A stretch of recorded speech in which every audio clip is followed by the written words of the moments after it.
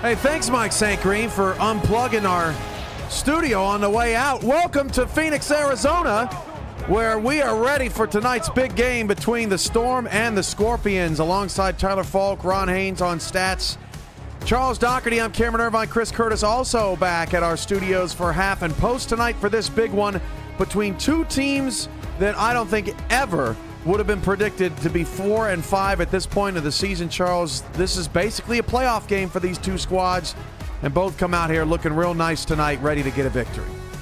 Yeah, the winner of this game is going to get their feet on the front porch of the playoffs, but I think it's going to be a battle, Cam. Both of these teams have had ups and downs this season, not like anything that we're used to. These are both two of the best franchises in the league, and it's just one of those seasons where a couple of these teams that lead the league, normally are struggling, and one of these teams is going to have to find it on both sides of the ball. I think the team that has the dominating defense tonight's going to win. Cliff Allen's got the ball on the tee and a hand in the air. Kick it. We are underway. From Phoenix, Florida is going to get the ball first. Art Vandelay on the return. And Vandelay gets it out to the 30-yard line. Florida on a 4-game losing streak. And it's been a shocking one. Ron Cochran missed some time due to illness, and we're certainly happy that he's back in action. But the Storm have just not looked quite right. The good news is that Bullet Boletsky had one of his best performances in their last game against Fort Worth. Yeah, and the other good news, Cam, for the offense is that they don't make a lot of mistakes. I mean, their turnover differential's +7, which isn't it's something to be proud of, I think.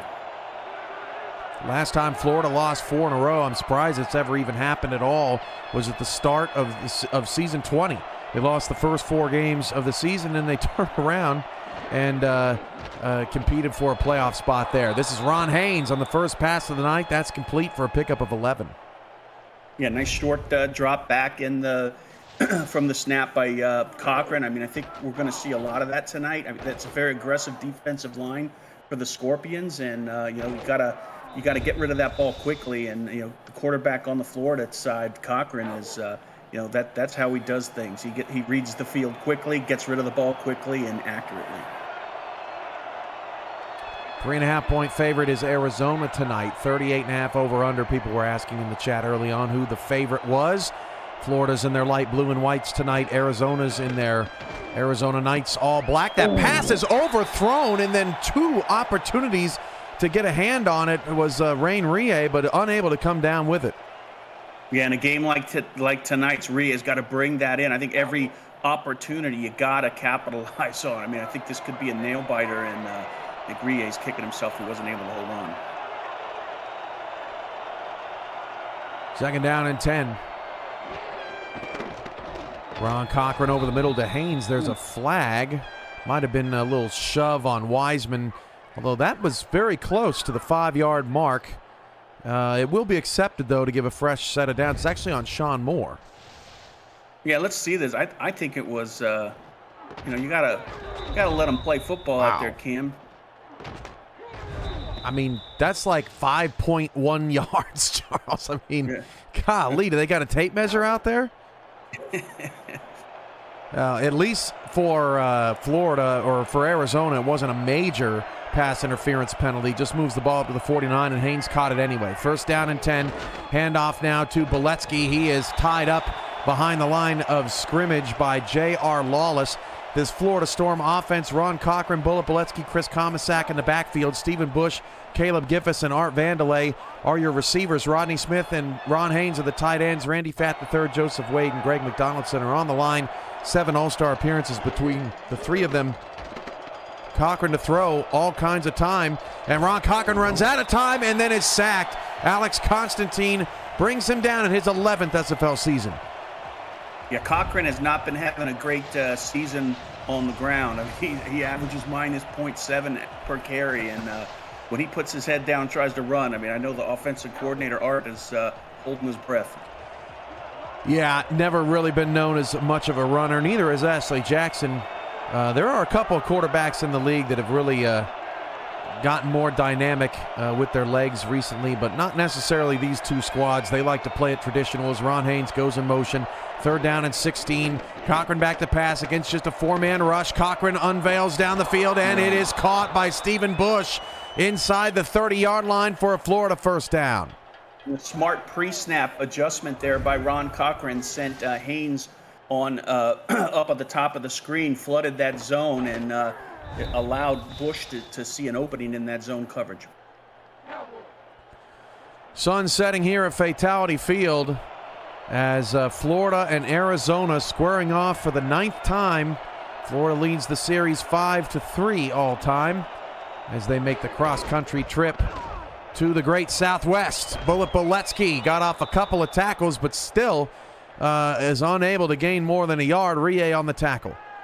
Yeah, it's not for lack of trying. Thought he was going to get some positive yards there, but Rie and Smith weren't having any of it and just met him on the line and kept him from getting any gain. Well, he got one, but probably 0.5. 2 receivers top of the screen off that short one conversion. That pass looking for Haynes over the middle. Nope, check that. Bush over the middle is incomplete. Would have gotten him into the red zone. Another 3rd down coming up here. They converted the 3rd and 16 3 plays ago. I'm curious to see what the defense of the Scorpions does tonight as far as putting pressure on Cochran. This offensive line of the Storm has, held themselves pretty well this season. Bunch to the right, roll out. Ron Cochran fires and caught to Art Vandelay down to the 12. Florida set it on the pregame. Didn't think Florida would come in here and lie down. They got something to prove against Eddie Gage in Arizona tonight. Yeah, and just to keep adding on to the accolades for that offensive line, they did some great pass blocking on that last play, and they've only allowed 7 sacks all season, and that's 3rd in the league. Excellent front.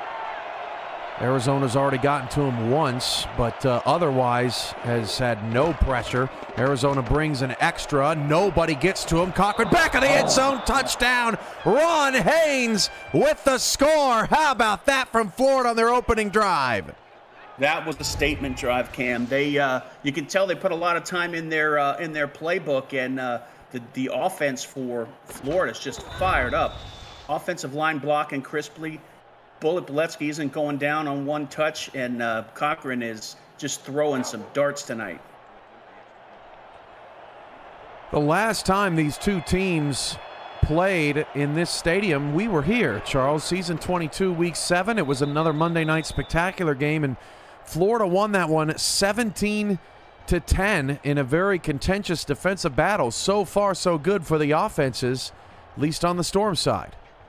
And I remember you wore a mauve-colored sweater. I don't know. Moth-colored? I didn't even know what that meant until you told me. It's mauve. I don't know what's going on right now. You have the ability to find pages in a book that didn't exist when you bought the book. I mean, only I read.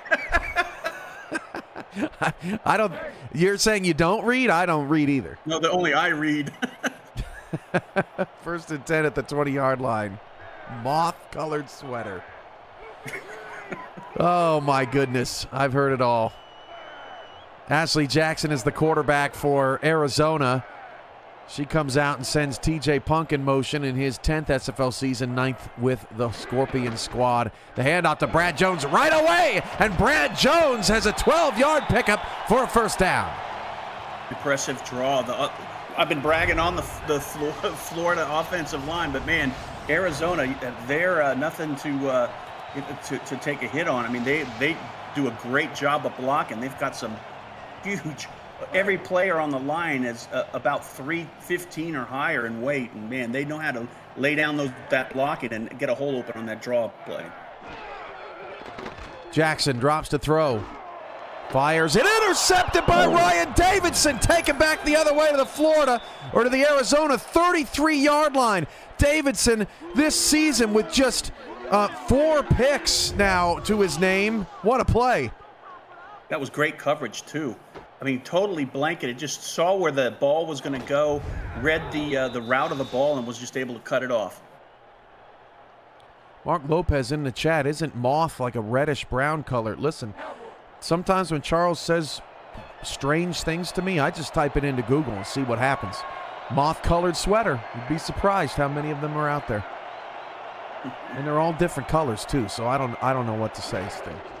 Toss, Beletsky, and he is blanketed by David Tilley. Put a moth-colored sweater on him for a loss of 3. that was a monstrous play by Tilley. Arizona's defense, Dede Sachs, Alex Constantine, Hunter Norwood, and Tilley on the line. Sean Moore, J.R. Lawless, and Adam Wiseman at linebacker as that pass is knocked away by Wiseman. Xavier Rowe III, Terrell Davis, Ernest McCray, Senior Everett Garrison are your corners. Rain Rie, Bernard Smith, the talented core of safeties. Every game it's with Florida, it's you wait to see what Art's going to be wearing on the sideline. I don't know what kind of shirt that is he's got on, but it's been through a lot of loads in the wash, I think. It might not have cost a lot.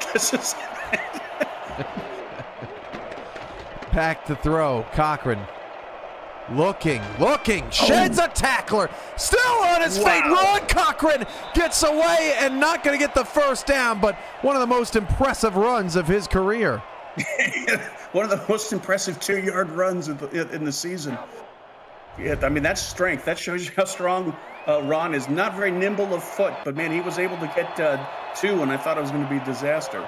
And most importantly for Arizona is they keep Florida out of field goal range. They were just on the fringe. If Cochran would have gotten a couple of more, dude, it's out of the end zone. It's over. If they would have gotten a couple of more yards, they probably would have gotten 3 points out of that drive. But off the interception, Florida gets nothing. Yeah, and I'm also, I mean, for a punter, I love watching Agrippa punt. He's one of the best punters in the league. I thought he was going to, coffin corner that one. First down at the 20. Jackson going to try to get the offense moving. Pitch out to Brad Jones, and Jones picks up 3 yards. This Arizona offense includes Ashley Jackson, Jones, DJ Moses II, Bismarck Wright in the backfield. Receivers, Donnie Hands, Buchanan Simons, Yayo Montana, and TJ Punk. The tight end is Will Todd. Up front, always talented, Patrick Kelly, Sean Crooked, Kiara Storm, Kiara Sting, and Stan Clark. Second down, 7. Handoff, Moses got a long 4, short 4, 3rd and 3. Yeah, big tackle there by Wright. Came up, read the run, and was able to only allow 4. Big drive for Arizona trying to bounce back. Ashley Jackson still looking for a first incompletion. Or first completion, I should say. Handoff to Jones, and he got a first down and put Evan Carroll in a blender. No, they said he's short. No way. No way. That was a horrible spot, Cam. That might be the worst spot of the season. We're going to get a Retroid challenge. I don't know what your name is, good sir, but you're off the payroll. Go over there and fix this. Yeah, I'd love to see a replay on this one. I think he's like 2 yards past the marker. I think both bodies were completely across. There's not a single part of either one of those players. Oh, excuse me. The right foot may not have made it. The cleat. The third cleat on the left foot. All right. Well, thanks for wasting our time for 30 seconds. First down for Arizona. It must be the dry heat getting to the refs early in the game. Get your SFL console. Go Retroid.com. Those things are amazing. First and 10 at the 31-yard line.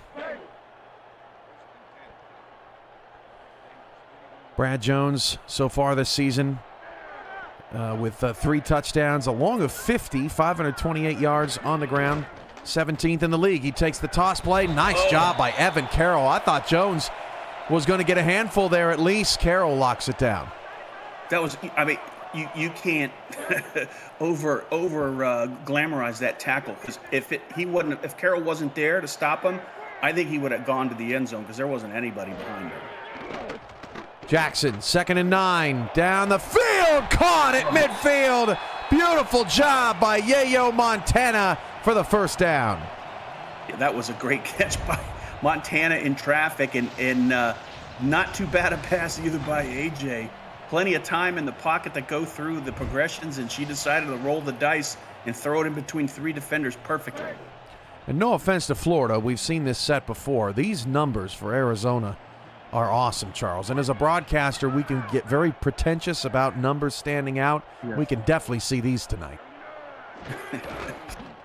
Handoff, Jones still on his feet. Brad Jones getting away from Daniel Wright. How often do you see that? Picking up another 12 and a first down. That run right there, Cam, might just be a little bit better than the Cochran run of a half yard. No, I mean, it was really, seriously though, the blocking on the edge was perfect. And then after he got by his tackle, it was pure power to get that first down. 2:45 to go in the first quarter. 7-0 Florida, but Arizona is responding here on a draw. This is DJ Moses II pushing ahead for an 8-yard gain. We're seeing powerful blocking by the Scorpion line, and we're seeing powerful runs by the backs. I mean, the defense for Florida, I mean, they've been reacting quickly, but once they grab onto that running back, they got to get help to bring him down, because one-on-one tackling isn't going to work tonight. Second down, 2. 8 in the box, handoff, Brad Jones, and Jones has a first down. That'll keep the drive moving. And you know, I always love when these teams get together, Charles. It's just two of the most excellent personalities in the league, with Max Paul and Eddie Gage certainly out in front most of these days. These two always give us a good matchup. That pass is picked off again. One Mississippi with the takeaway this time. I think that's Juan's first interception of the season. He just stayed there in his lane, disciplined. But I think what caused this was they sent the house after the quarterback, and AJ had to make a quick decision, and Mississippi was thankful for her decision. Just his 7th pick in 7 seasons of competition. Mississippi hauls in a Butte at the 15-yard line, and Arizona is still scoreless, and Jackson has completed more passes to the other team than her own so far tonight. Boletsky picks up 6. Yeah, we want to see that running game of Florida get a little revved up here. Don't know what the numbers are. I mean, they had a couple touches so far tonight, but definitely need to get that going.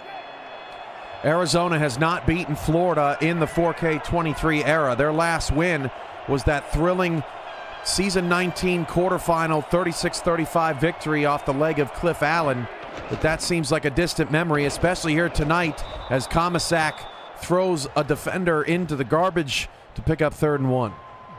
And that was almost a garbage play. I mean, I thought he was going to get brought down as well. So many times we've seen tonight the defenders hit the runners, and they just show so much power, lower their shoulders, and are able to get 3, 5, or more on the run.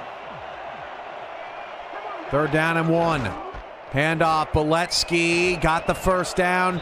Charles, I think this is a big drive for Florida, because when you get 2 interceptions and you get no points off of those turnovers, sometimes your opponent can wake up and you don't take advantage. They didn't get any on their first. I think they need a here. Yeah, you got to capitalize on the opportunity. First down, 30 seconds left in the opening quarter. Cochran going to drop to throw against 5-man rush. Just got rid of it. The pass caught by Komisak out of the backfield to the 39-yard line, wrapped up by McCray. Ooh, that's amazing. Oh, I thought he was going to get tackled. The KG veteran standing in the pocket as it's starting to break down. And smart decision, just dumps it off to the fullback. Just delivers a laser under duress. Up to about the 39-yard line now for Florida. Ron Cochran's last outing really struggled. 5 picks against Fort Worth. He just didn't look himself. He only had 6 before that game, but he's kept it clean so far tonight. That's the end of the first quarter. Florida 7, Arizona nothing. We'll be back after this.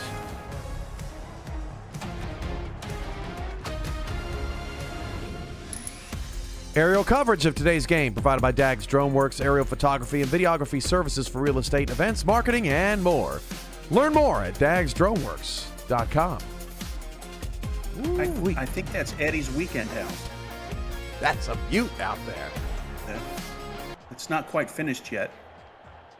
Great shot. And Mike, Mike Daggs, I know that you're a northerner, but surprised your drone didn't get shot down peeping in on that house in Arizona. Don't take kindly to trespassers out here. As Ron Cochran drops to throw. That pass is complete. Comisac again getting involved in the passing game down the field tonight. That's when you have a fullback that can catch as well as Comisac downfield on those medium routes. That's dangerous, and that's hard to cover on defense. Tackle made by Rain Rie, who's been a busy man tonight. Already 4 tackles and a pass deflection, on pace for 16 here in this ball game. Split backs. Handoff, Beletsky. Not much there. Sean Moore with the tackle. It's time for the defense of Arizona to do something to get the fans in the game. They've been pretty quiet here the last couple minutes. Something to cheer for. First quarter stats. Florida doesn't have the rushing yards, but they do have the passing yards, and that's what Arizona has lacked so far in the first half. Ron Cochran fires down the field, caught by Vandelay to the 6. Florida's passing attack unleashed tonight. 7 for 10 for Ron. And Ron's on fire so far in this first half. Another accurate pass, just looked like it just went right over, well, not over the shoulder, right, actually good passing lane to Art. Good route run by Art as well, but as I've been saying, that offensive line for Florida has been helping out their quarterback in a big way. First and goal for Florida. Arizona up against it right now. It has been all storm tonight as they try to keep their slim playoff hopes alive. Handoff, Beletsky, nothing again. J.R. Lawless on the stop. And also I think McCray was up there to help a little bit as well. I mean, it was just showing you that speed of the defensive squad of the Scorpions. I formation, off balance line to the right. That's where Comisac is going. He is wrapped up, however, by D.D. Sachs at defensive end. Nice play. Plenty of options here when you're knocking at the goal line. I would got to remember your routes. You got to have short and crisp routes and make quick decisions because openings close pretty quick at this part of the field. Third and goal just outside the 2, and Vandelay goes in motion with Bush to the bottom of your picture. They hand it off to Beletsky, and off the motion, Beletsky walks right in for the touchdown. Florida's up 2 scores. Right in, untouched. Untouched. Nice lead blocking there by the fullback, and impressive drive. We talked about, capitalizing on a turnover, and then that's what they did. Now they're up by 2 scores, and let's see what Arizona does to answer. Oh, a surprising result if you asked Jack's data, but Florida trying to win their 4th in a row in this series, and their 6th in the last 7 as that kick is good. Florida still got Arizona's number. 10-play, 87-yard drive, 4 minutes and 10 seconds off the clock. Arizona's in trouble now. Florida has more touchdowns than Arizona has pass completions. Florida has hit their average for the last 4 games. Their offense was a little bit anemic, averaging 14 a game, again, the last 4. They've already met it so far tonight. They've only beaten one team with a winning record this season. That's Sin City. Back in week 2, a 17-13 victory for Florida. Sin City's had their fair share of struggles as well this season, but are in the playoff picture. Arizona's got the weapons on the ground game and the air game.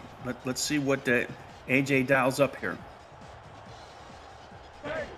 7:34 to go in the first half. 14-0. Florida leads Arizona. Ron Haynes, Tyler Falk in the stats truck. Chris Curtis hosting our halftime and post tonight. And Charles Doherty alongside yours truly, Cameron Irvine, here for the call as Brad Jones, again, able to pick up 6 yards.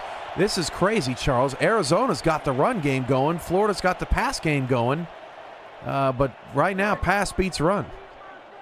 Yeah, definitely. And it's good to have that success on the run game, but in your pass game, you got to get some movement down the field. Can't be one-dimensional.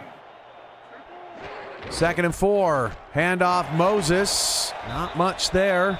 Got a couple. Daniel Wright cleans it up. 3rd and 2. See, Florida dials it up here.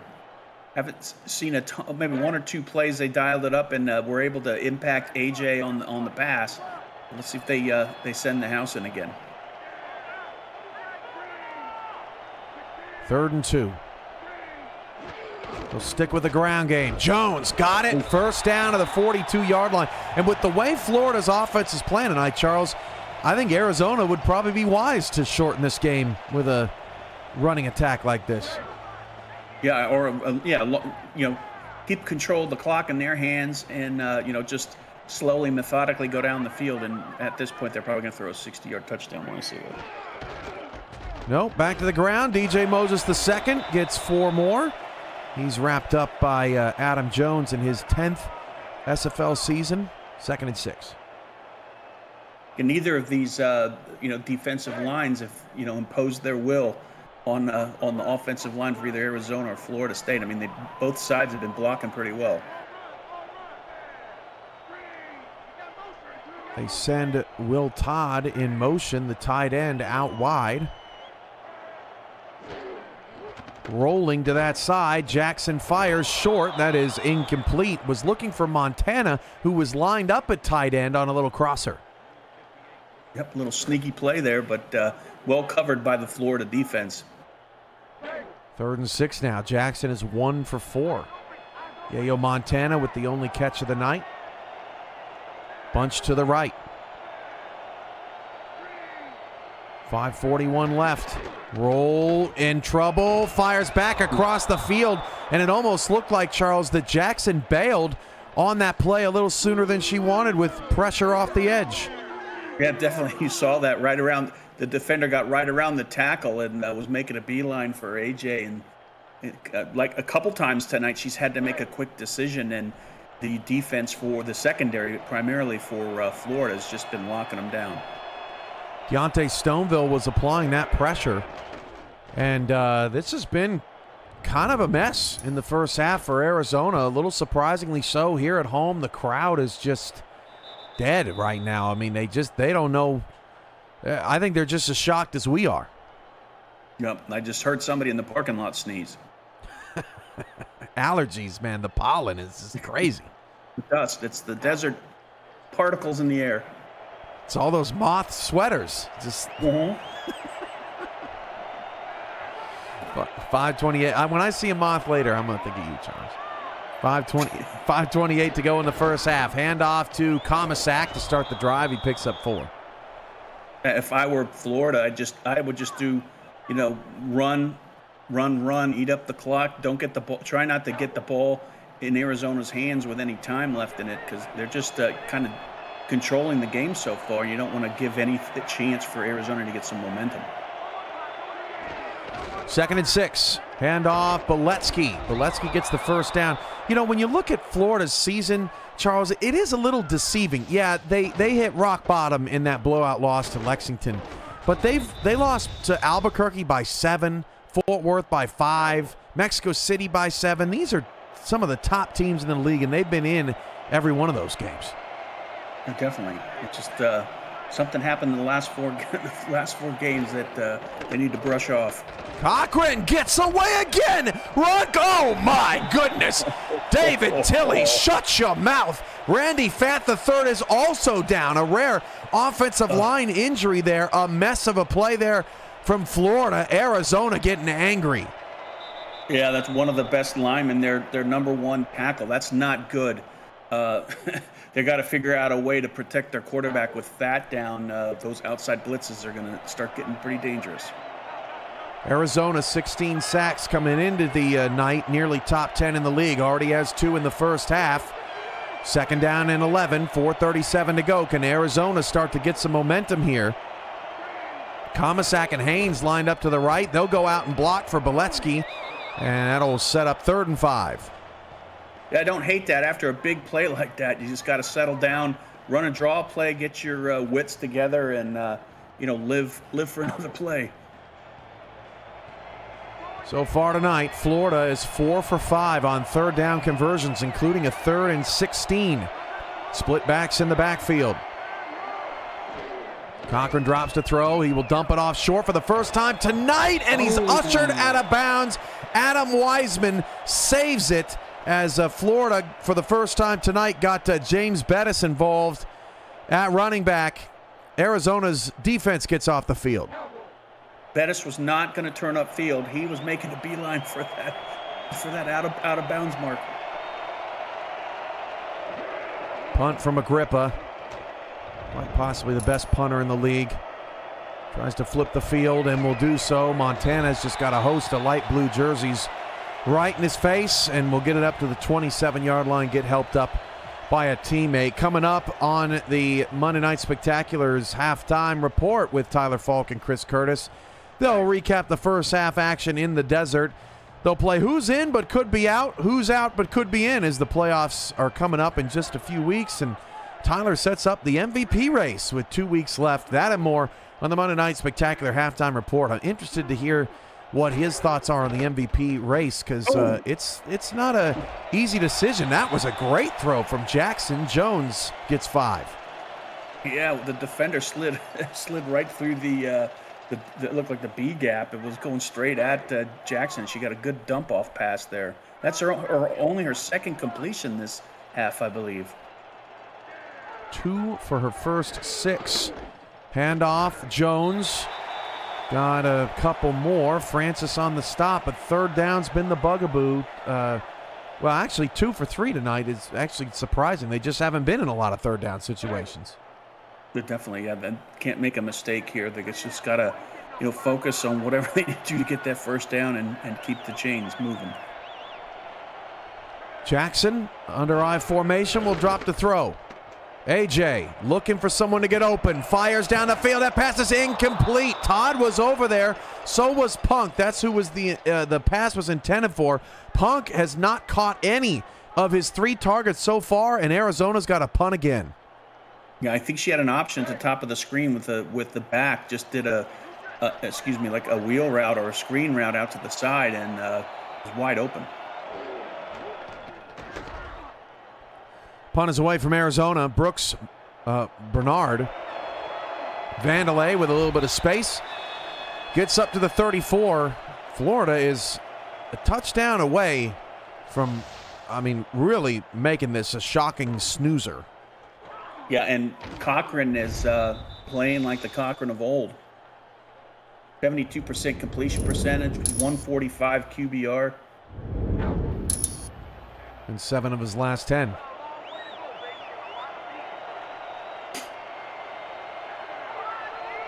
.241 to go in the first half. Handoff, Beletsky, and only got 2 on the play. It's just, run it out, Cam, and take 14 to the locker room with you. Second down, 8.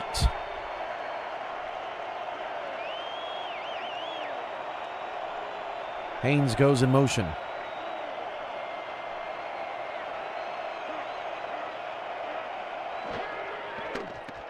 Back to throw. He lost the ball. Picked up in the backfield. Was actually caught by Beletsky mid-air for a loss of 3 as we go to the 2-minute warning. And that definitely helps his completion percentage. That's about it. Basically, that is unbelievable. That's just the night Florida's having in the first half. 2 minutes to go here from Arizona. He almost broke that one, too. My goodness. Scorpions are thinking, what else can go wrong here in the first half? Bunch left. Cochran wide open. Ron Haynes, first down to the 49. Yeah, Haynes is an expert at finding those gaps in zone coverage. They flooded the top of the screen and that bunch route, and he just found an opening, and perfect chemistry between him and Cochran. If anybody out there is wondering what makes a champion, Florida tonight is proof that there is no quit in a champion. Right, Charles? I mean, they look so much better tonight. They were not just going to lie down. Cochran to throw. Fires middle, caught Vandelay, 7 yards. Amazing. I mean, you also have to give credit for the wide receivers. I mean, they're running some crisp routes, and they're putting their body on the line, making sure they bring it in for completion. Haynes 3 for 42, Vandelay 3 for 58, and Bush 1 for 30. Cochran to Comisac, first down to the 40-yard line, and there's your first timeout from Florida. Yep, they're right on the edge of field goal. I mean, you can take the option of just trying to run the clock out and get in field goal position, or it looks like they've been passing a lot tonight, so they may be trying to get 7. Florida's offense this season averaging just 19.4 points per game. They are on track to beat that tonight as Haynes gets another grab over the middle, his 4th. 1 timeout remaining for the Storm. God, I'd love to see the coverage at the line, see where the breakdown was. Haynes is just killing them on the inside. At the Arizona 26.5. Cochran, that time had an open Comisac, but it got away from him, incomplete. Yeah, put a little bit of mustard onto that pass, and there wasn't a chance for the receiver to grab it. 57 seconds now on the clock. Plenty of time for Florida in scoring position already. Cochran to throw. That pass is incomplete. 3rd down and 10. Charles, refresh my memory. In that game when we were last here in the Monday Night Spectacular, at the end of the first half, there was a pick 6, right? I believe it was Florida who had the pick 6, turned that game around. I might be misremembering. Nah, I think you're right. So maybe Arizona could get one of those here at the end of this half to try to turn this game around. 3rd down and 10. Cochran fires. That is caught by Bush. Down to the 10-yard line, and Florida will call their last timeout. I mean, they're just pinpoint accuracy tonight, both from a route running standpoint and a passing standpoint for Cochran. The defense has to do. Looks like they're showing a lot of zone coverage. I think they got to, turn it up. Maybe gamble with some man-to-man and put some pressure on Cochran. 3 wide. The pass is coming here. 4-man rush. Pass into the end zone. Nearly picked off. Dangerous throw. Bernard Smith and company in coverage. Well, you can kind of scratch your head there. I mean, you're in perfect position, plenty of time, and I think they got full set of timeouts. They can just run it and walk away with a 17-point lead, but they're rolling the dice. 2nd and goal. Vandelay in motion, followed by McCray. Cochran is sacked by Dede. Sacks. 3rd and goal. No huddle. Head scratcher, Cam. Cochran dumps it off. Boletsky got a block. Touchdown, Florida. That's the exact same situation on that last play. I think the halfback came in and said, "Hey, I'm wide open. You just dump it off to me, and I'll make it happen." And we saw it on that play. Art Vandelay with a key block. It looked like man coverage across the board. They could not get out to Boletsky fast enough. And wow, 21 extra point pending, nothing. Arizona, the Scorpions, since they became a franchise in season 14, they have never been shut out at home. And the last time they scored 7 at home was way back in season 14, pre-COVID, against the Vegas Fury.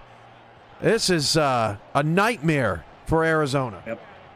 They're pouring it on. I mean, both sides of the ball, they're just clicking. And, great playbook on offense and defense by Art Vandelay, and they're executing on the field as well. Arizona gets the ball to start the second half. It'd be a miracle to get a 2-for-1 here. They got 3 timeouts, but they're not going to get it. TJ Punk only up to the 23-yard line. They'll probably run this out. I'm sure Tyler and Curtis have much to say about this first half. I am in shock. Yeah, definitely. I am as well. I mean, the one thing they can't do is try and throw it, because these cornerbacks for Florida, the numbers haven't really shown a lot this season, but they are crazy dangerous. There's 24 passing yards in the first half for Arizona, and that's what they're going to need in the second half to get things moving. They'll just run it. Brad Jones has some space, got 8, not enough, and they might run one more play before we take it to half. I think that's smart. I mean, you got to, go to the locker room, lick your wounds, figure out what kind of adjustments you need to make, and I think Arizona will be back here in the second half. The largest margin of victory in this series is only 24, and that was in the quarterfinal just last season in this rematch. Final play of the half, DJ Moses the second. He's got some space, and he'll get out to the 37, but empty yards for Arizona as we hit the break. Florida 21-0 over Arizona at the end of the first half. Charles, how'd they do it? The offensive line for Florida has been given Cochran time to be the surgeon back there in the backfield. He's having a Hall of Fame game. I mean, 200 yards in the first half, 68% completion percentage, knocking on a 140 QBR. I mean, hasn't made any mistakes at all. And the wide receivers are doing what it takes, doing that extra to bring the ball in. And the halfbacks, when they get a chance, they've been balling out too. So Arizona's got to figure out some way to disrupt, Florida on both sides of the ball. And so far, they haven't had an answer. Here's your halftime player. It is going to go to Cochran. 13 of 19, 210, and 2 touchdowns. What a performance. Let's send it to Chris Curtis and Tyler Falk for our halftime report after this from Breaks GPT. We just pulled a full-size Taylor Swift helmet. Shout out to all our Swifties. Travis Kelce. This is a Giants Lawrence Taylor. Patrick Mahomes. Chad Johnson with the Ocho Cinco. We have a Drew Brees. Is that an O.J. Simpson jersey? It's an Aaron Rodgers. Oh my goodness. Tom Brady! Tom Brady!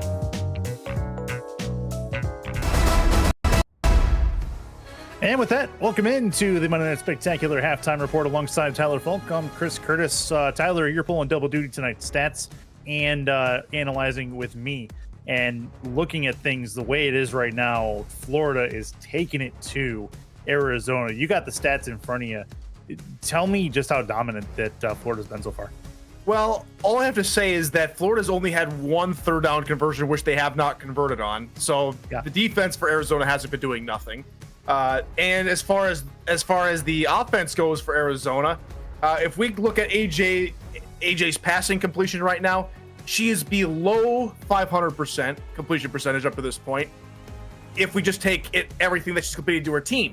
Now, if we count the balls that she's thrown to Florida's secondary, she's above 500%. So there's a little bit of column A, column B here. I don't know which one I'm going to go with, but right now the score says 21-0. So maybe I'm taking the latter rather than the former. Arizona's getting shellacked. This is the worst I've ever seen an Eddie Gage coached Arizona Scorpion team through the first half of play.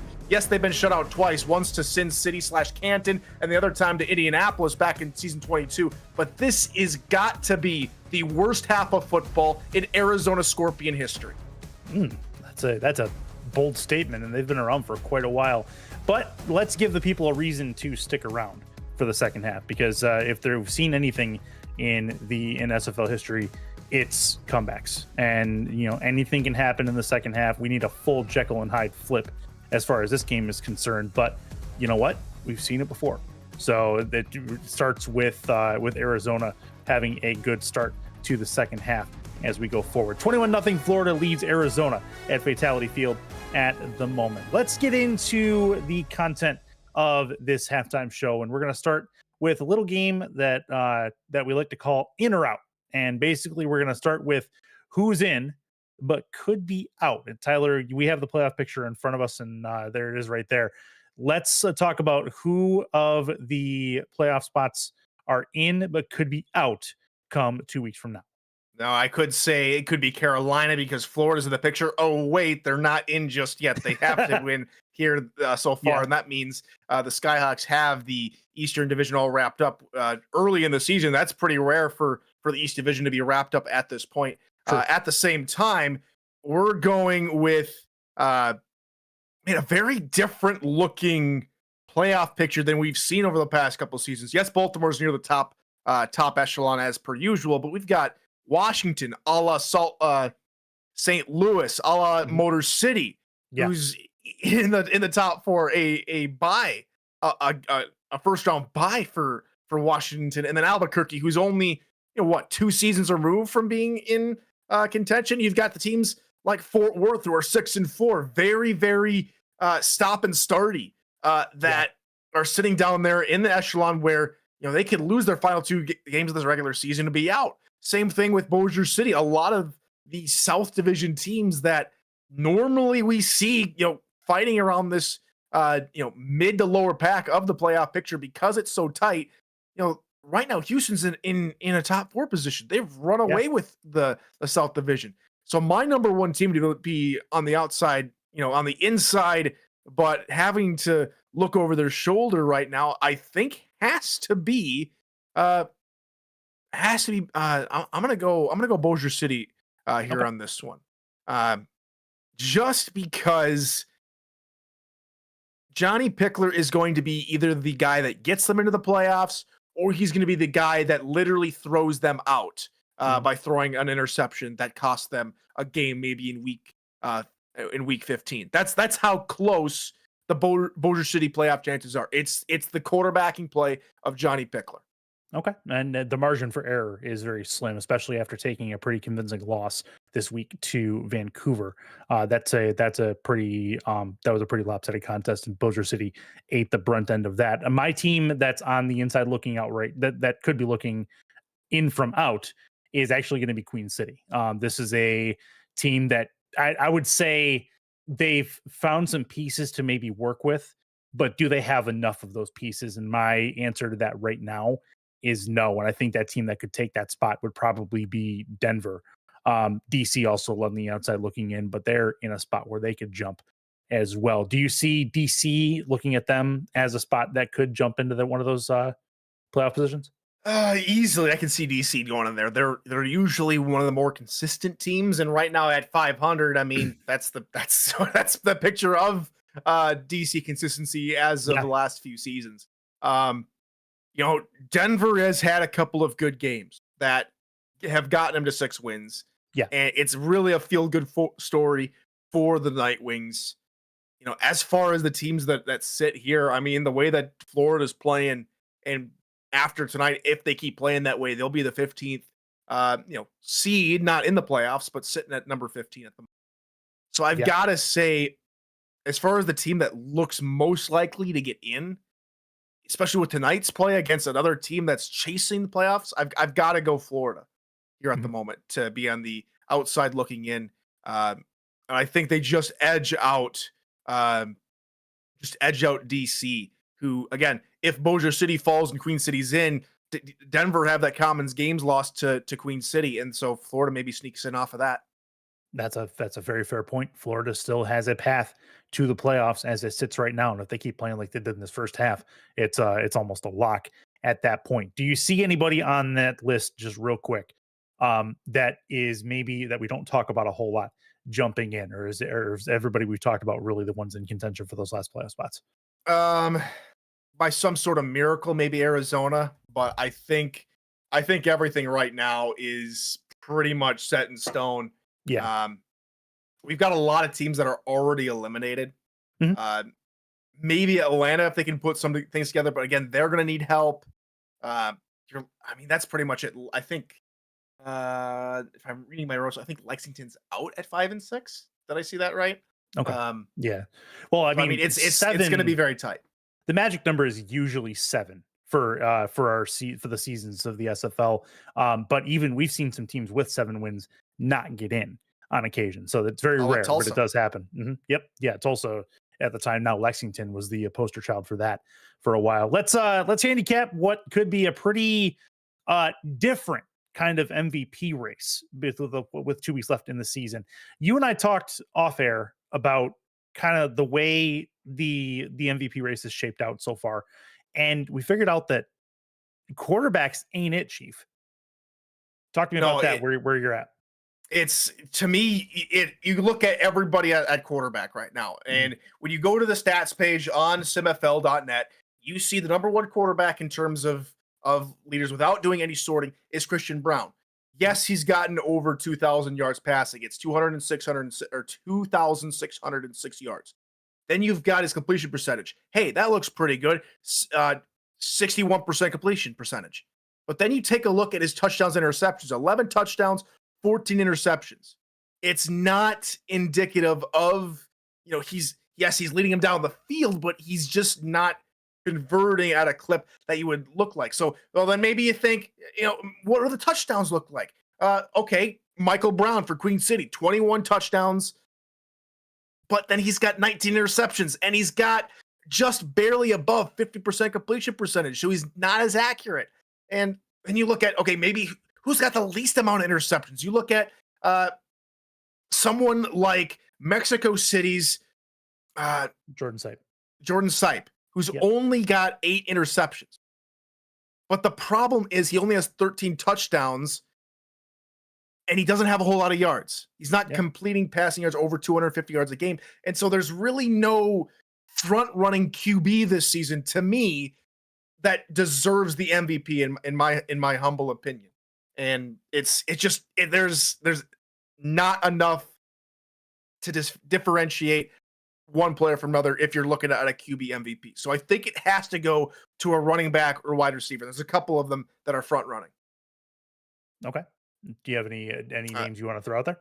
I do. I mean, to me, it's really a toss-up in terms of the passing category. When you look at the yards that K. Marion has produced, the only wide receiver at this point with the updated stats, over 1,000 yards, just out-muscling Brett Killian. Both of those wide receivers, though, only have 4 touchdowns. And so it's again, you got to play this ebb and flow. And so maybe it's Noe Terrazas who has 8 touchdowns, or Ryan Davis who has 9 touchdowns. But both of them have under 800 yards in terms of total production. So, okay, maybe we got to look at maybe a running back. And so Josh Slapp, 922 yards, 5 touchdowns. Colin Hart, 7 touchdowns, 854. Is maybe he the front runner for the MVP race? There's, in my humble opinion, there is no front running MVP this season. Maybe you could say Jason Williams with 11 touchdowns and just under 700 yards, but for the committee that picks the MVP this season, I don't know who you pick. There's a lot of good players, but to me, none of them have hit the great echelon.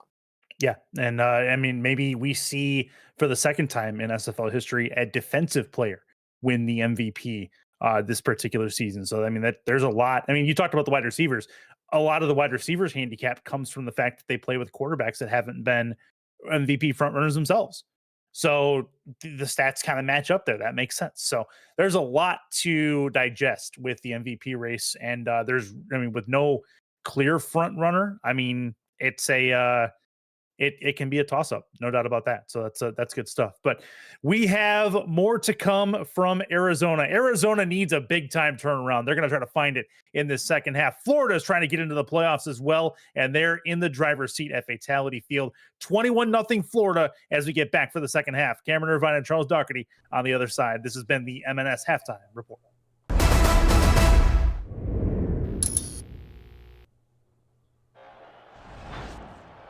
Welcome back. Welcome back to the start of the second half.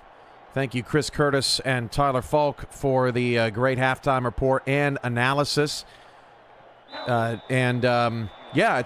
great to be. It's great to discuss the MVP conversation.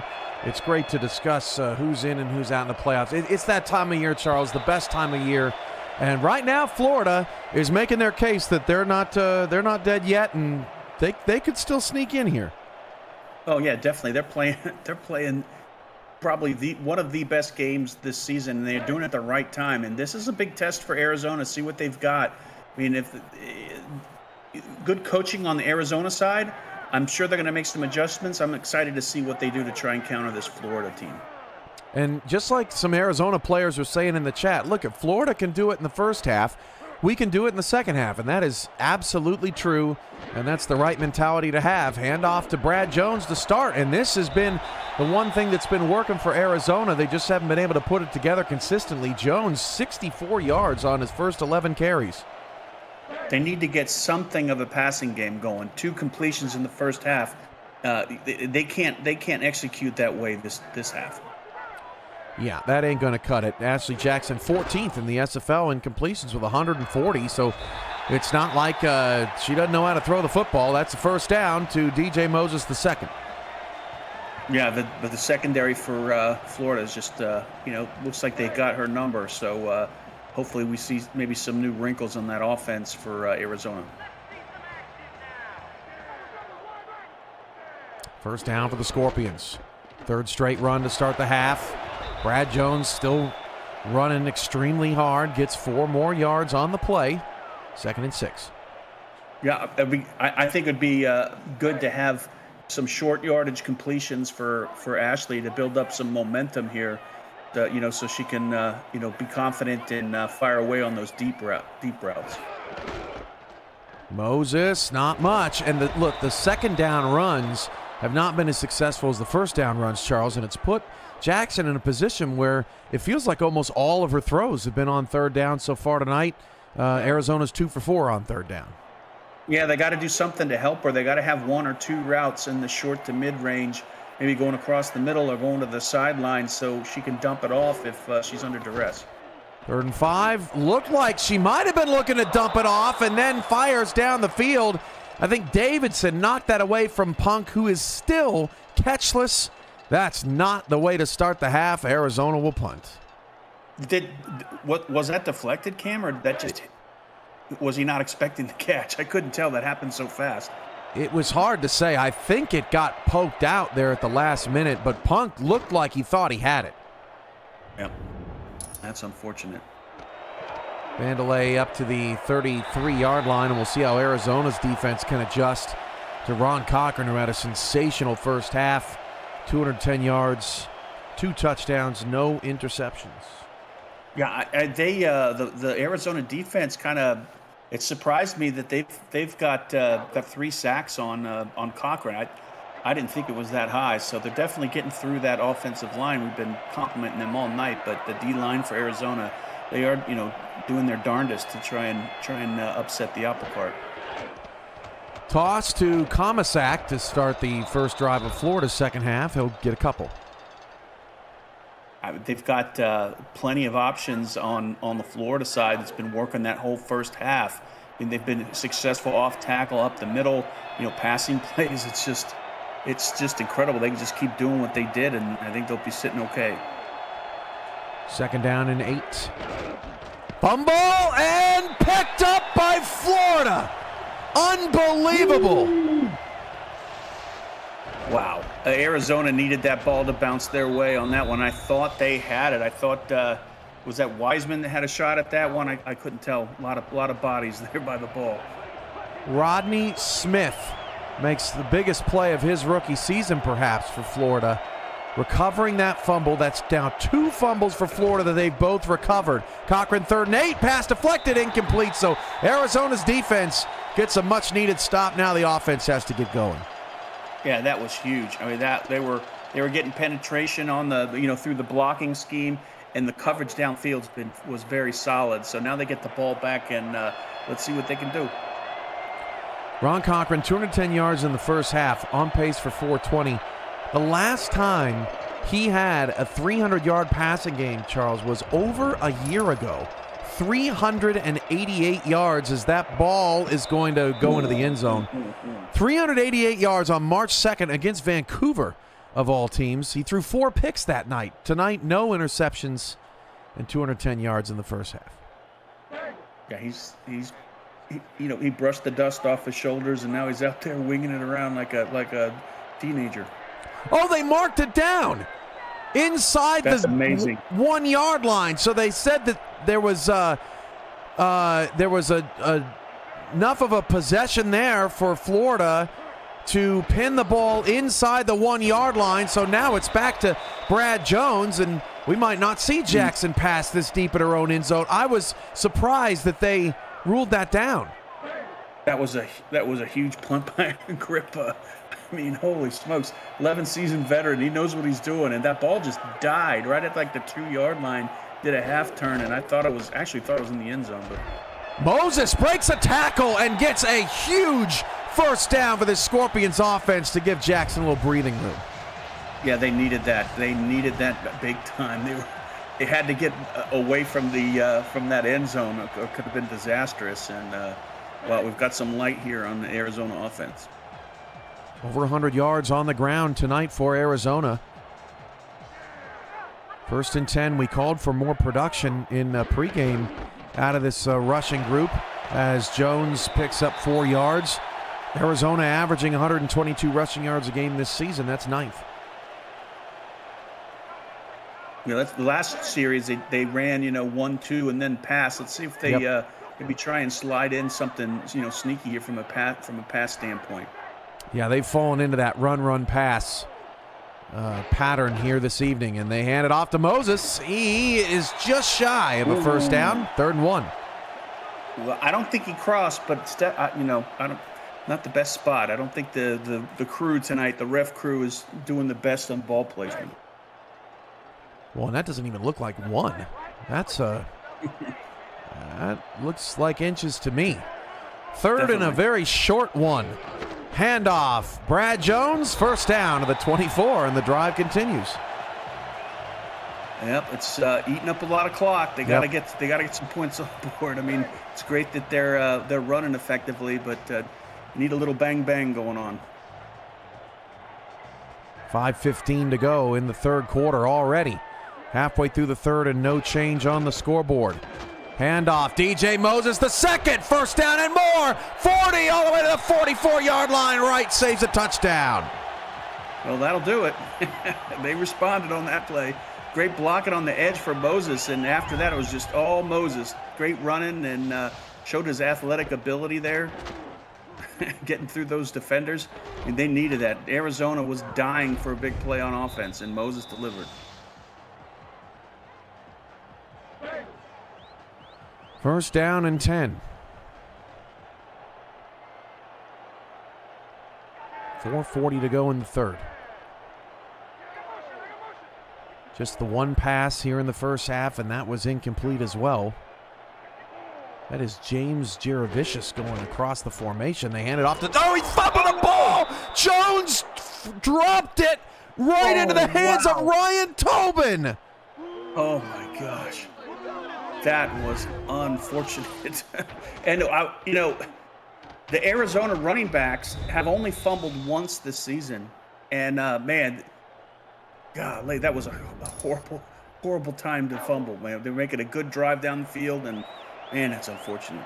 Florida has fumbled twice, recovered both. That ball pops right into Tobin's hands. Andrew Francis with the monster hit. Florida back to work, and Boletsky is dropped for a 3 to 4 yard loss. Brilliant penetration back there from J.R. Lawless. Yeah, that was just angry. I mean, the defense for Arizona, that you got to be PO'd, on the way the ball's bouncing for them. They're trying to take control here. And off again, a mess in the backfield. My good, it's not often, Charles, you see 2 running plays result in -6 yards in the SFL. That's some angry defensive players out there. Upset with the fact that things are just not going their way tonight. Florida has converted a 3rd and 16 so far this evening. This is 3rd and 15. Ron Cochran drops to throw, fires down the field, and passes. Intercepted! One-handed pick! The nice hands catch of the game, no doubt. Xavier Rowe the 3rd. 4th interception of the season. That was definitely the best catch of the game. And you can't say it, without too much emphasis. They needed this desperately. They had to get some spark, and the defense delivered, man. That started off with some cracking tackles and a great read down the field by Rowe, getting the ball back in AJ's hands, and now they got to capitalize. Arizona's defense comes out angry, trying to will this team to a comeback. 3:33 to go in the third. Jackson going to start with a throw, trying to keep momentum high. Pass overthrown, incomplete, into very tight coverage. I don't think I don't hate the call on first down. Got to mix it up. They were getting a little too predictable with the run and kick. No, I agree with you, Charles. I think that was the right play. They took a shot deep as well. Just trying to get moving. 2nd and 10. Play action, rollout. Jackson with time. Dropped. There you go. Oh my gosh! Oh my gosh. Was that Todd? Was that to Todd? I think so. Oh, it hit him right in the mitts. Oh, that's unfortunate. Great blocking too. I mean, wow. That would have been one of the plays of the game if he would have been able to pull that in. I can't believe this. I mean, this is just heartbreaking. 3rd and 10. Jackson rolls out, fires, caught, first down, Montana, putting the team on his back. Man, I just feel so happy for them that drive did not end like that. And look at AJ throws it across the field against the body. That's one of the hardest passes to throw as a quarterback, and just does it like, she can do that any time of the day, and made it look easy. 3 minutes to go in the third quarter. What a big grab for Montana, his second for 31 yards. Handoff to Jones, and Jones nearly got decapitated by Daniel Wright, a pickup of just 1. Wow. Whew. I mean, they've got some momentum on their side. Just gotta keep grinding. 2:35 to go. Handoff to Brad Jones, and that picks up 6 yards. 3rd down and 3. Nice run from Jones. It seems like Arizona's had the ball the entire quarter. Yeah, doesn't it? This has got to be an 80-minute drive. This is Arizona's 17th play of the third quarter. Florida's had it just 7. This is Moses the second with the carry. First down, Arizona, but the quarter's almost over, Charles. They still haven't scored. I know. They got. Now's the time for another play action. I vote play action. And you look at the numbers, this game does not look like a blowout. 256 to 191. Arizona's got over 4 yards of play. Handoff Jones. Oh. Brad Jones got a great block from Donnie Hands. Nearly a first down. Great blocking by the wide receiver Hands. And that looked like he was going to break it for even more. The offense is starting to respond to that anger that the defense for Arizona showed on that last series. Arizona has woken up here. This is their longest drive of the half. Hand off to Moses. First down. This started at the half-yard line. That was, I think the sun was up. Or check that. No, that started after the interception. I was thinking about the previous drive. But yes, I agree, Charles. This quarter started then. 1 minute to go in the third. Jackson to throw. Clean pocket. Jackson pass. Nearly intercepted. And then Montana got whacked at the 5. Got to have some options for your quarterback. You can't have all the plays go medium deep. You got to have an option for a short, drop-off pass. TJ Punk is 0 for 6. Still without a catch tonight. And he only had 1 catch last week. 6 catches combined in his last 3 games. 2nd down and 10. Jackson going to throw. Jackson he threw up another pick at the 26-yard line. Evan Carroll. Oh my gosh. Evan Carroll, that's his only his second interception of the season, Cam.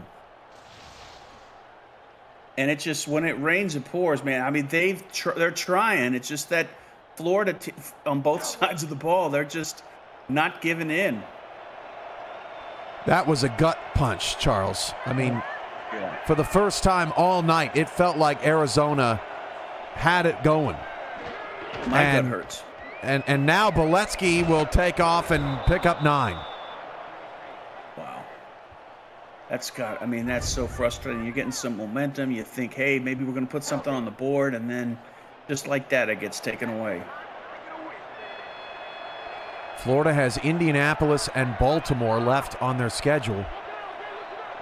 Baltimore certainly a team that they're familiar with, and they've had Baltimore's number in this era as well. Chris Komisak, first down, will keep the clock moving. Ron Cochran, by the way, Charles, has no yards in the second half. That's amazing. On pace for 420, and now it doesn't even look like he's going to get that elusive 300-yard game. Yeah, it's still early. Rollout sack. Oh, man, the defense still hitting hard. Lawless with a big-time hit. Second sack of the season. And that's another angry tackle by that linebacking core. Holy smokes. That's the fourth different player with a sack on a quarterback that's only been sacked 7 times all season. Yet, Arizona is still getting shut out here at home in a shocker, 21-0 Florida. You're watching the Monday Night Spectacular, Season 24, Week 13 edition right here on the Virtual Football Network. I'm Cameron Irvine alongside Charles Doherty, Tyler Falk, Ron Haynes in our stats truck. Chris Curtis also back at studios hosting Half and Post. 4 wide now for Cochran to start the quarter. Cochran this time got a little bit of a chip and got it out to Vandelay for a first down. That's just silly. The way they're getting those completions downfield. Oh my gosh! The coverage isn't too bad at all. It's just the ball's being put perfectly where the receiver can catch it. Yeah, all Vandelay had to do was reach up and get it. Right in stride. Well, Vandelay was showing off a little bit, but that's what he does. 59 yards for Vandelay now tonight. He leads all receivers. Handoff to Beletsky. Will pick up 4. Actually, 75 yards on 4 grabs for Art tonight. I mean, we saw Arizona in that last possession take off a lot of time from the clock, and Florida is built to do that as well. So I would look to them continuing to just try and pound it. Handoff Bettis, and still able to churn ahead to set up a 3rd down and short. I mean, that was a deliberate run. Everybody knew where it was going. It's just the power just kept him going. Florida has not really run Art Vandelay much in the last month of the season. They're not running him. That was a big identity of this team for a while. It looks like they've sort of shifted to a different style of offense here tonight, Charles, and it's working for them. It's amazing with Art. He's had 36 rushes. Then you compare it with Beletsky and Komisak, they all average about 3.6, 3.7. Yeah. It's so similar. Yeah, almost identical. That is wild. 8:16 left in the 4th. Beletsky and the Storm just trying to run this out. Sean Moore on the stop. Yeah, I think that's smart. Just keep doing it. I mean, the likes of Beletsky or Komisak on those simple pitches or draw plays, they can break it for a big one. Arizona's got LA and Mexico City next. They could win out. If they went out and get that Mexico City win, that would be a big-time resume booster. They already have a Vancouver win on their resume, so strength of victory, not too shabby if they pull that off, but they need a lot of help. Yeah, definitely need a lot of help. 3rd 8. Ron Cochran to throw. Fires down the field. Caught by Vandelay at the 16-yard line. Cochran can do it all tonight. The 2 defenders between the receiver and the end zone, but Cochran just puts it right in front of the receiver where only he can grab it. That's just amazing, the way he's playing tonight. There's Vandalay, 101 receiving yards. Just hit that incentive. 7:06 left. Arizona in desperation mode. Toss out to Beletsky. He will scoop up a long 1 yard. Lawless on the tackle. Yeah, and it looks like they've already eaten 2 minutes up off the clock on this drive. Arizona never shut out at home. Down 21-0 with 6:40 to go in the fourth. Cochran back to pass. Fires! It's caught! Oh, wow. That looked like it got picked off. It was caught by Ron Haynes. Oh, my God. I thought that was an INT. Xavier Rowe had his second of the night, and Haynes ripped it out from his mitts. That was a magic trick right there. I'm waiting for the rabbit to come out of the hat. Yeah, I thought that looked like it was picked too. What a reception by Haynes, his fifth for 63 yards, 3rd down and 2. Handoff, Comisac gets away from one. Chris Comisac bowls his way into the end zone. Touchdown, Florida. The big beefy fullback, 240 pounds, gets his 3rd rushing touchdown of the season. And that's making it real difficult for Arizona at this point. I love it, Cam, that they just ran. It was just, they threw it a couple times, had some big catches, but they really relied on their running backs and that offensive line to take a lot of time off the clock. We've been talking a lot about, Arizona's struggles, but we also got to give major credit to this Florida defense as well. I mean, again, this team does not get blanked like this.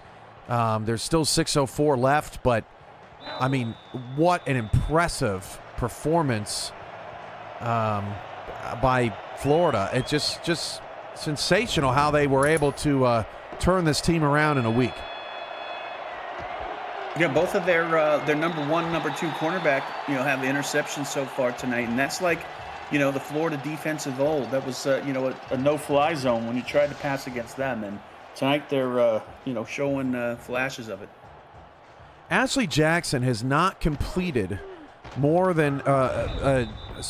not completed 20-plus passes since the first game of the season against Washington. She completed 26 passes, but had 4 picks that night. Does not have a single 20-plus completion game since. Her career low, or 4K23 low, is 7 completions. She has 3 right now as she tries to get the offense moving, going to take off and run. Ashley Jackson has some space. Jackson is going to get 8 yards as Wright pulls her down. Yeah, she's got to do something at this point. I mean, that's gutsy, getting 8 yards when your team needs it.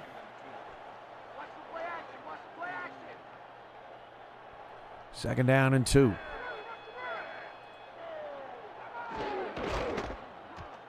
Hand off to Jones, and did look like he was a little short. Florida does have a shutout on the road in franchise history. In fact, they did it just last season at Bossier City, 20-0. Man, this series right here for Arizona, they got to walk away with points. 3rd and inches, if nothing more, but just to give the team some confidence to shake it off. Did Jones get the first? Yeah, I think he did. Not by much, though. Florida's squashing those run lanes. Now under 5 to go. We'll see some up-tempo. Yeah, I think maybe a little late in the ball game for that, but yeah, let's see what they can do.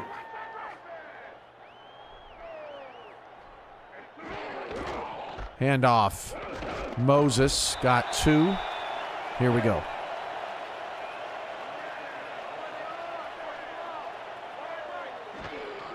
Jackson nearly sacked and threw another pick. That whole play was blown up in the backfield. Adam Jones with the interception. Jones hurt at the end of the play. Oh, no. Oh, my God. Jones has got his that's his second for the night. All, 3 of their 4 cornerbacks have got interceptions tonight.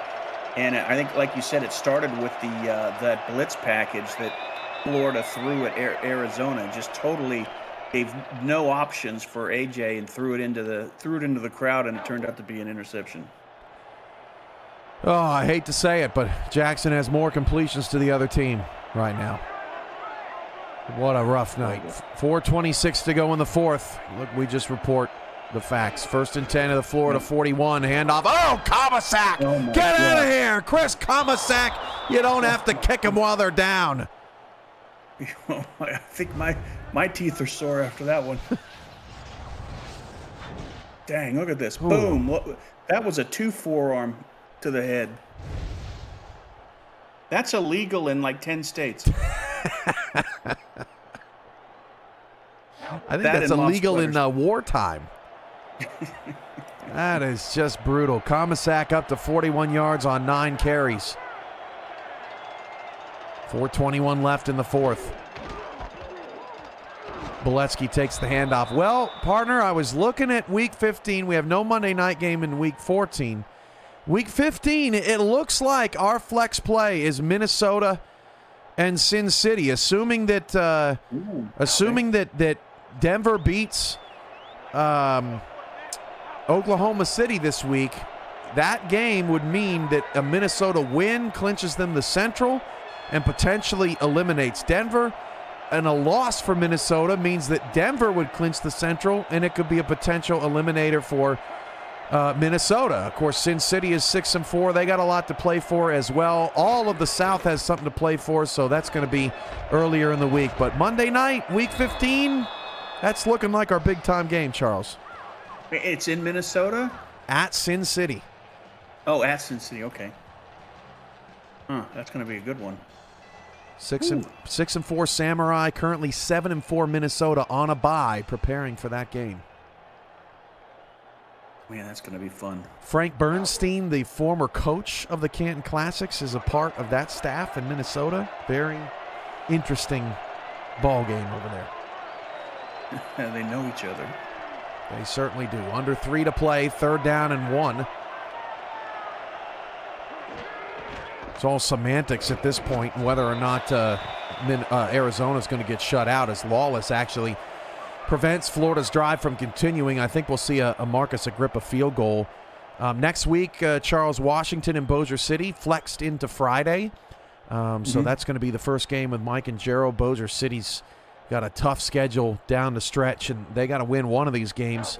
Otherwise, they could see themselves on the outside looking in. And Saturday, the big matchup in the South, Albuquerque and Mexico City. In Mexico City, Albuquerque can clinch the division with a win, as that field goal from Snead is good.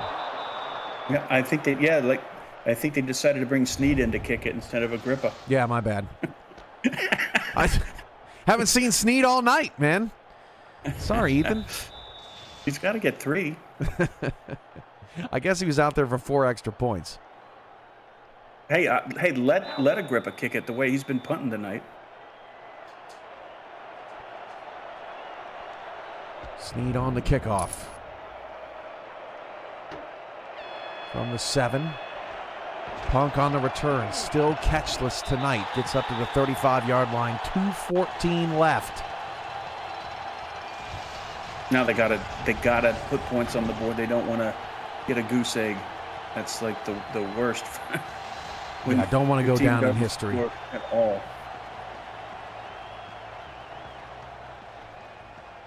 If Oklahoma City were to somehow pull off the upset against Denver, that game, let's see, Minnesota would clinch the Central Division.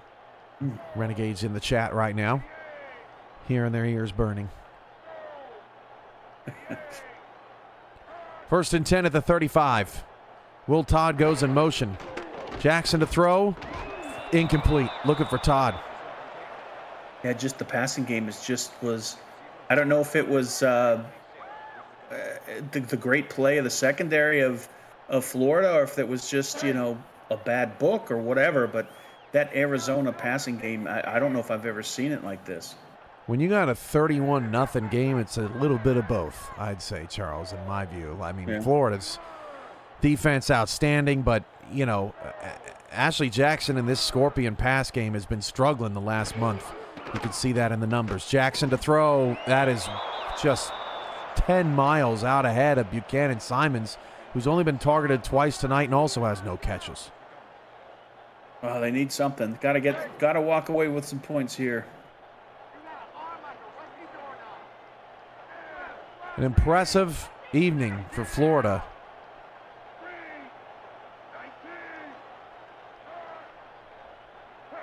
Jackson sends Montana in motion, 3rd and 10. AJ over the head, 4th down. Dangerous. Oh, that was dangerous. I mean, there's nobody open, Charles. I mean, some of these passes have been caught, but it's just completely blanketed everywhere she looks. Well, they've got 4 solid wide receivers. You can dump it off and see what they can do with yard after catch. 4th and 10. Again, Montana in motion has been the top target tonight. No question about that. Jackson down the field, picked off. Oh, no. Daniel Wright. Wow. Oh, that's just unfortunate. I mean, wow. I hate to say anything because it sounds like I'm piling on, but man, this is a game that you just want to, throw in the trash can and forget if you're Arizona, because man, this is. I've been on this side of a losing game, and it hurts.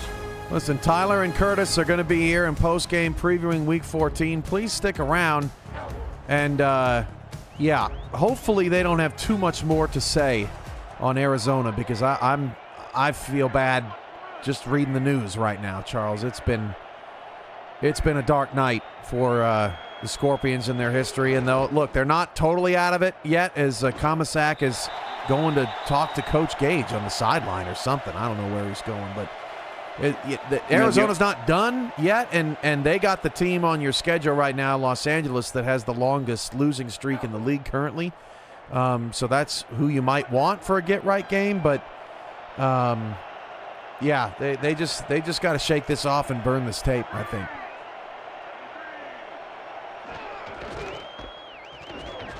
Comisac, nothing there. 3rd and 13, down to 1 timeout, Arizona.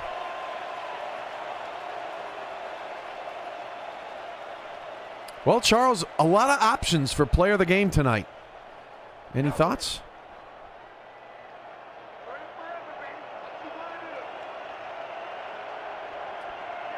I think we there we go. We're back.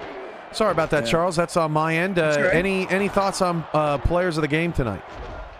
Well, I was going to say that the only solace I'll take from this game is the thought of you in a mauve sweater, but let me think about that. I'd have to put Ron Cochran at the top there on offense, because he was throwing lasers all night. Wait, hold on. And then the second game ball would go the entire secondary of Florida. This is breaking news. Uh-oh. Have you been saying mauve this whole time? Yes. I thought you were saying moth. No, Cam. M-O-T-H. No? No, mauve. Was I the only one hearing that all night long? I think Mark Lopez knew what I was talking about.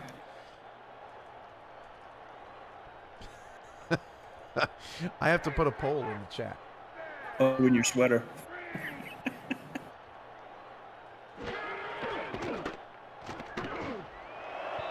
Oh man, that was close. Just over the arms of Will Todd on that play. I put a poll in the chat. We got to have something to talk about here.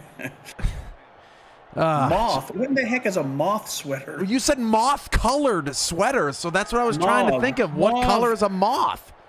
When your caloric intake is really low, you start hearing things.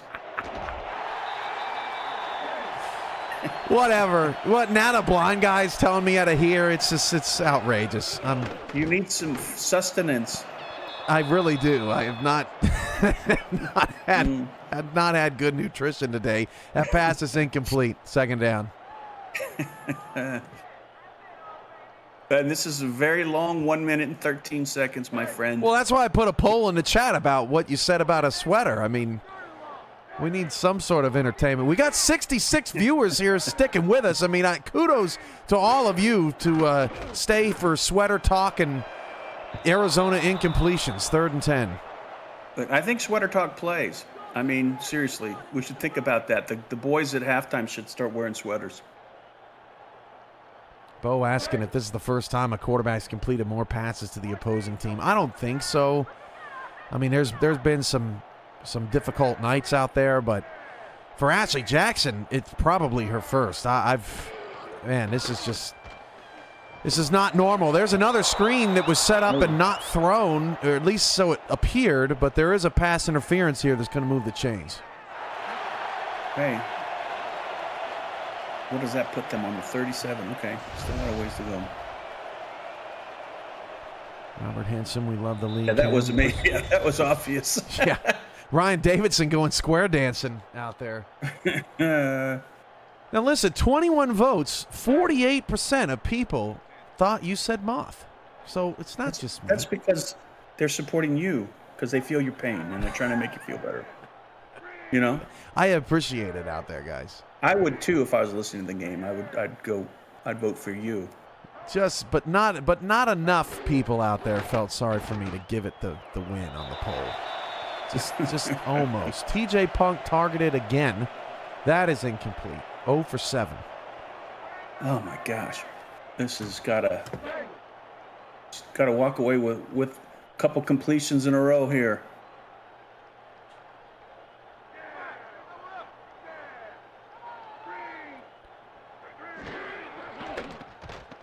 Jackson got it.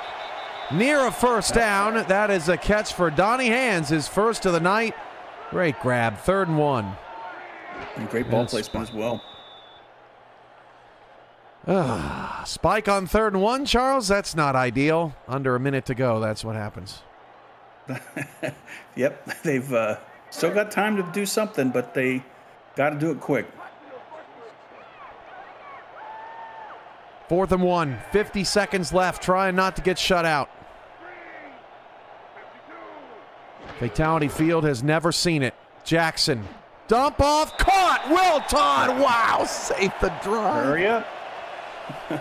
Good play call on 4th and 1. Definitely good play call. Got the defender out of position clearly. And Ashley Jackson no longer has more completions to Florida, so that wipes that away. And I don't mean that tongue in cheek. I mean that sincerely because, nobody wants that on their resume. No, not at all. 37 seconds to go in the 4th.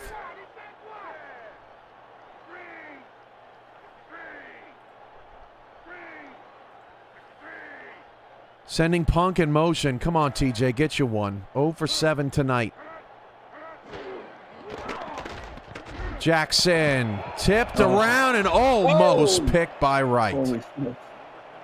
Oh my gosh. The running back in the backfield got in her way on that one. I was looking downfield. They're the sharks smell blood and they're swimming in circles. 4 wide for Jackson. 33 seconds left. Week 14 preview coming up next with Curtis and Tyler in postgame. Get you all set up as that pass caught by Montana. We go. All set up for next week, SFL Friday through Sunday. Jackson hurries up to the line. 20 seconds left. 19 seconds left. Try not to get blanked. And let's see here. Are they just outside of field goal range? Yeah, you thinking they might kick? I mean, they could. I don't know if the game's going to let them, but I'd walk away with at least 3. Yeah, they could to 45 to avoid the shutout. Absolutely. Jackson on a rollout. Jackson caught down the field. There's TJ Punk's first. Down to 11, down to 10. Got to hurry. 9, 8. Come on, AJ, get the spike. 6 seconds left, and they'll have a chance to throw to the end zone. Wow. They have a chance to put 7 up. Let's do it.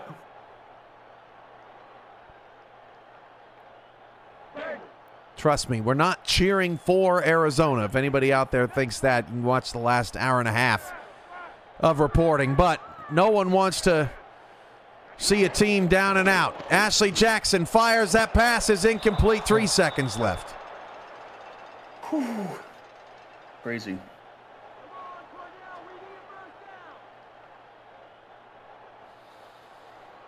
Who's she going to throw to, Charles?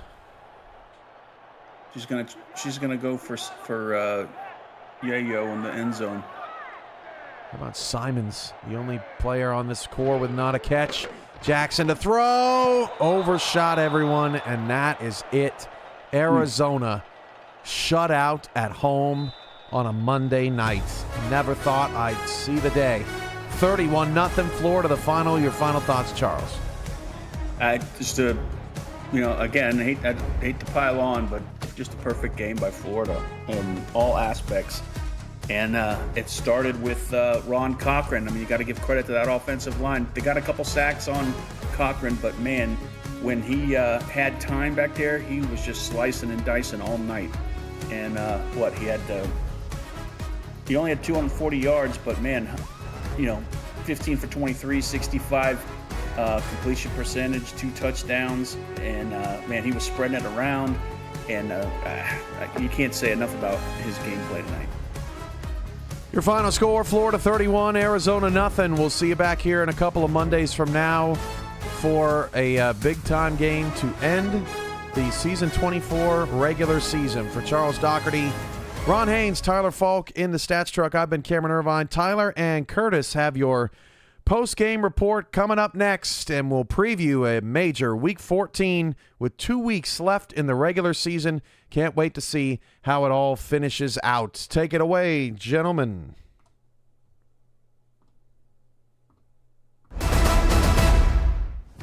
Well, and that is a wrap for that game of all time. Welcome into the Monday Night Spectacular post-game report. I'm Chris Curtis alongside Tyler Falk, and we begin this analysis with things more entertaining than Arizona's offense. Eddie Gage, first of all, I love you, and you're like a brother to me, and I have to pick on you because I know this will probably never happen again.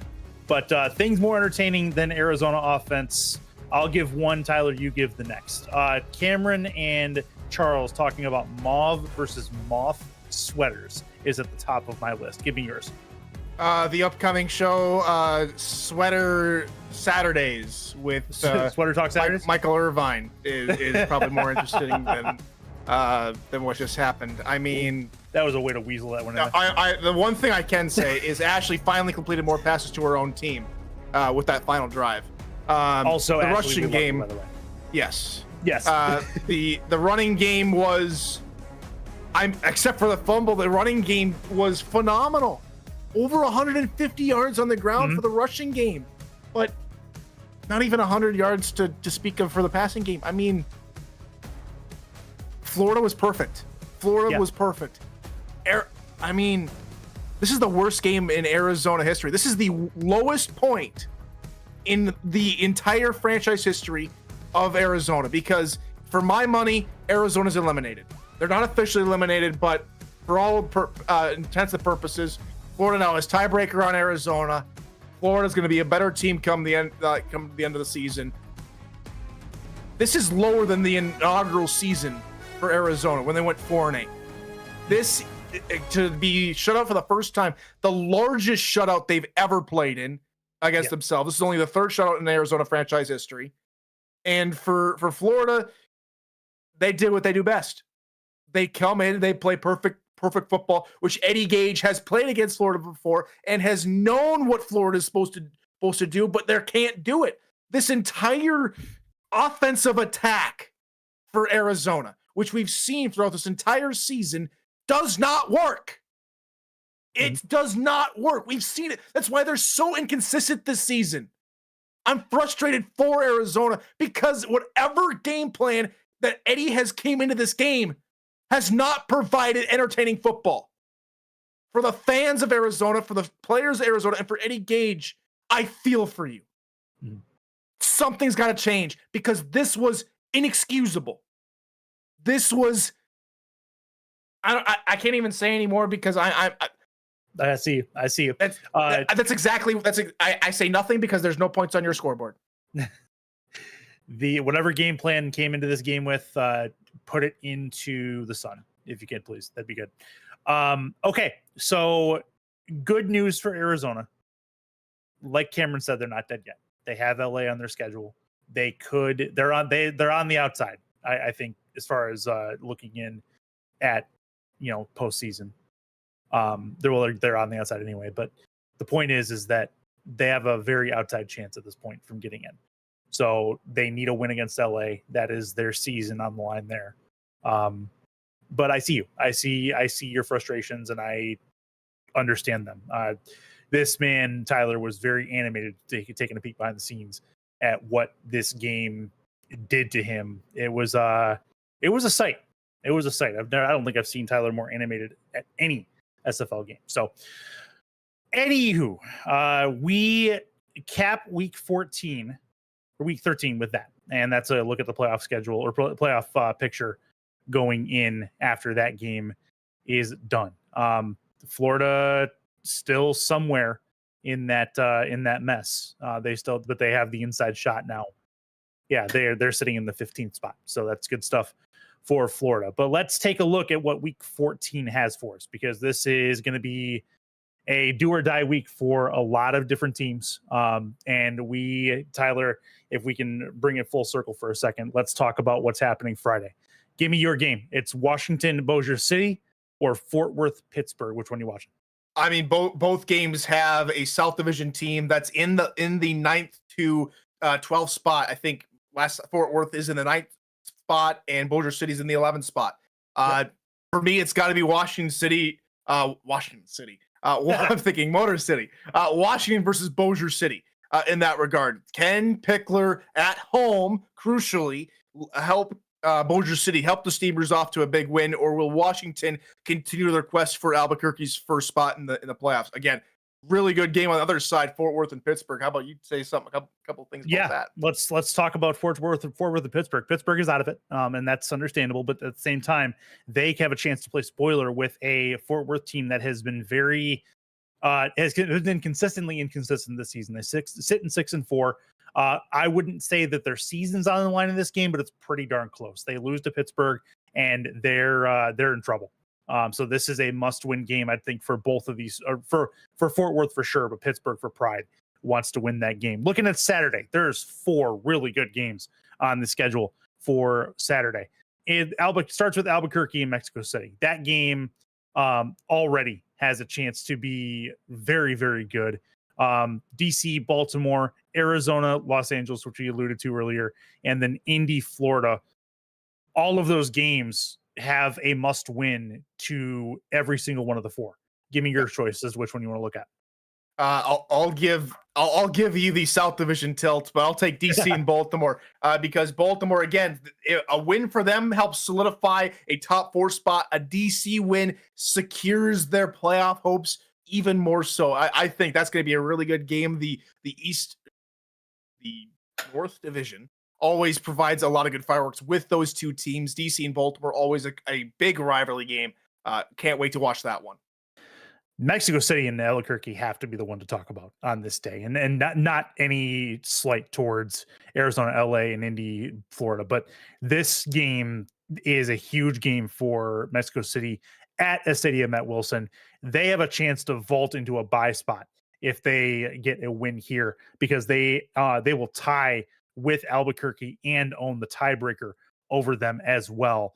This is a huge game for Mexico City and for Albuquerque. They want to keep Mexico City down while they are down. Mexico City just lost a tight game. So that is probably the biggest game of the season thus far for any two teams in the SFL's 24th regular season. So that's one to definitely watch.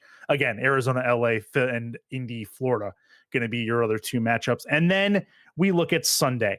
No Monday Night Spectacular, but 4 other spectacular matchups on the Sunday slate. You start off Charleston and Nashville, both teams out of the running for a playoff spot, but both teams still competitive. Charleston, I think, is better than what the record would indicate. Queen City, Chicago is another one. Queen City in a must-win situation there. Sin City, Carolina. Carolina trying to maybe vault into one of the bye spots as well. They need a win against Sin City. And then OKC, Denver. Denver must win to keep their playoff hopes alive. Give me your spot. Give me the most underdog team we've seen this season who have already done it once in their inaugural season. Give me OKC versus Denver. Denver right now sitting outside looking in and needing one more win. They don't have a game in week 15. This is it for the Night Wings. They have to win this game. Yes. And for OKC, they can play the ultimate spoiler here and take down the Night Wings. So I think that one is going to be spicy to end the week. That one's going to be a fun one. OKC with a chance to, play massive spoiler to Denver, and that could kindle a rivalry out in the Central Division. So that could be a lot of fun. I think my game to watch on that particular day, let's see how much staying power Queen City has in a must-win game against an opponent that by record and on paper they should beat. This is the test for them to show that they belong in even the middle tier, let alone the upper echelon of teams in the SFL. And this is no slight against Queen City. I had a lot of good seasons over there early in my career, but at the same point, this is a team that has been down for quite a while.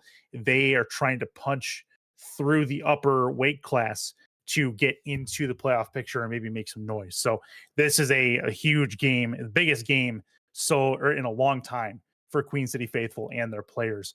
And shout out to Eric Barkley over there as well. So, and then of course, Carolina, Sin City, and then Nashville, Charleston, the other two games on that docket. So it is going to be a hotly contested and highly competitive week 14 for a ton of teams. I think we've determined that, and we will be here for it. Hopefully you guys will be here as well. I know Cameron will be here for it.